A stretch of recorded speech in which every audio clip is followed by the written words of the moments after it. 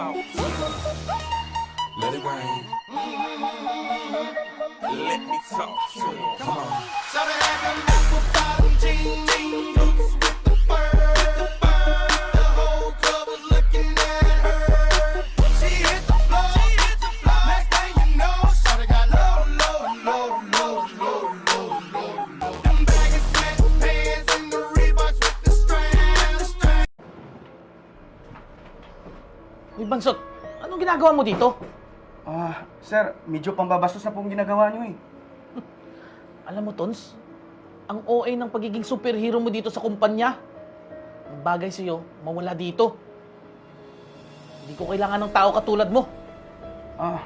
Sir, wag naman po. Nabigla lang kasi ako sa nakita ko eh. Pasensya na po.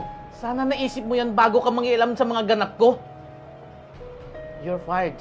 Sir, wag